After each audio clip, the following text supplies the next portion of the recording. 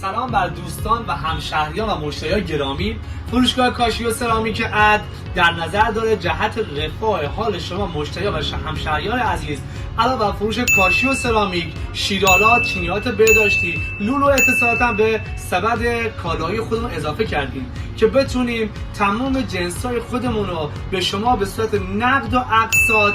ارائه بدیم و سبد کالای خودمون یه جوری کامل کنیم و خوشحال میشم تشریف بیارید و برای اطلاعات بیشتر از ما و فروش ما با این شماره که زیر رد میشن میتونید تماس بگیرید که ما در خدمت شما باشیم.